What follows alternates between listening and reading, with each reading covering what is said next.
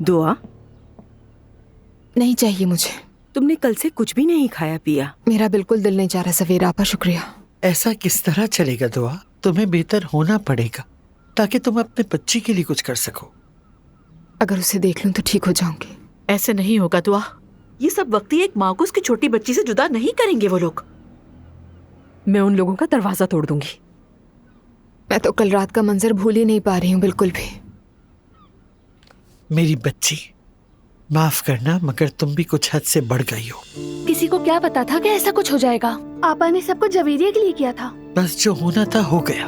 तुमने हद से ज्यादा कर दिया है बेटा। मैं असलान पे यकीन नहीं कर सकती। वो ऐसे काम करता है जिसका सोच भी नहीं सकते। शैतान है वो, शैतान। पहले ही कहा था मैंने। मुझे जाकर अपने वकील से बात करनी होगी। कल जो कुछ हुआ मुझे उसे सब कुछ बताना है। अकेली नहीं जाओगी तुम दुआ, मैं तुम्हारे साथ जाऊंगी। चलो उठो, तैयार हो। ठीक है, मैं बस चेंज करके आती हूँ। रुक जाए, मैं आपकी मदद करती हूँ। आप तो बहुत थकी हुई हैं।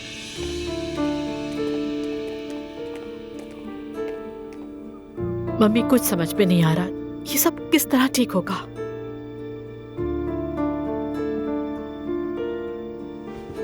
हम सब मिलकर दुआ की मदद करेंगे और हम अपनी बच्ची को वापस ले आएंगे उन लोगों के पास से। ये सब उस अहमक ड्राइवर की वजह से हुआ। उमर इस सब में कैसे इन्वॉल्व हो सकता है? मुझे इंतहाई बुरा लगता है जब मैं इस बारे में सोचती हूँ।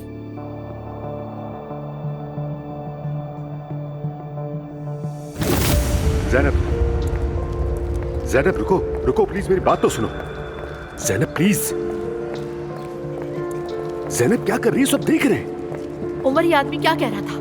क्या तुमने उसे नहीं ढूंढा था? क्या तुमने मुझसे नहीं कहा था कि वो काबिल एतमाद है? ज़ैनब यकीन करो, मैं भी उतना ही हैरान हुआ हूँ जितनी तुम हो।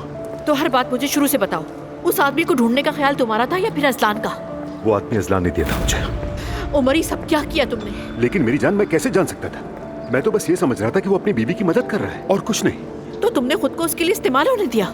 ज़ैनब, मैंने नेक नियति से मदद करने की कोशिश की थी। मैंने ऐसा कुछ सोचा भी नहीं था। उमर, मैं सिर्फ तुम्हें जानती हूँ। तुम पर एतमाद किया और ये हो गया। मेरी बेटी अपनी बच्ची को खो चुकी है। उमर देखो प्लीज, उसकी वजह से मुझसे नाराज मत हो। मैं बात करूंगा असलान से। अरे तुम अब भी असलान की बात कर रहे हो, उसका नाम ले रहे हो। उमर, हद है, तुम्हें कुछ नजर नहीं आता कि तुम्हारा भतीजा कैसा है? उसने मेरी बेटी के लिए जाल बिछाया और तुमने इस्तेमाल किया। मैं भी तुम्हारी तरह गुस्से और उलझन में हूँ ज़ैनब। और हाँ, मैं उससे इस बात का हिसाब लेकर रहूंगा, तुम फिक्र मत करो। क्या बात कर रहे हो उमर? सब कुछ तो हो गया है। मैं दुआ को देखने जा रही हूँ। मेरी बात सुनो ज़ैनब। उमर उसके जाल में कैसे फंस गया आखिर? तो तुम दोनों का भी झगड़ा हो गया? अरे मम्मी, इस वक्त मैं अपना और उमर का नहीं बल्कि अपनी बेटी और नवासी के बारे में सोच रही हूँ। तो तुम नए घर में तो नहीं जा रही हो ना, इसका मतलब? दुआ की हालत नजर नहीं आ रही तुम्हें? मैं कैसे जा सकती हूँ? एक बुरे इंसान की वजह से कितने लोग बिखर गए, देखो। मॉम, मैं तैयार हूँ। चलो।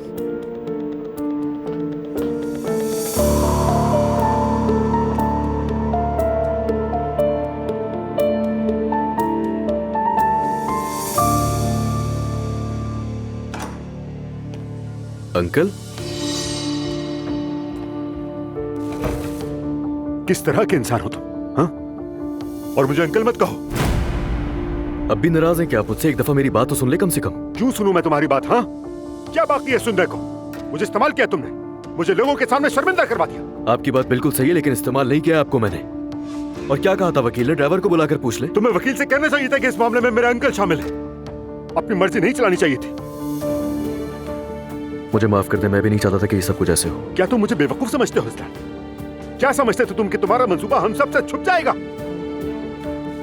मैंने सब कुछ अपनी बेटी के लिए किया। मेरी बीवी के बारे में भी था ये सब। इतने खुदगर्ज कैसे हो सकते हो तुम? इतने अंधे क्यों हो गए हो? क्या हो गया? अपनी बेटी को पाने के लिए किया और चाहता था कि दुआ वापस आ जाए। अगर तुम्हें अपनी बेटी और दुआ की इतनी ही परवाह थी तो तुम्हें उसे धोखा नहीं देना चाहिए था, नहीं करना चाहिए था ये सब कुछ। दफा हो जाओ मेरी नजरों के सामने से, जाओ।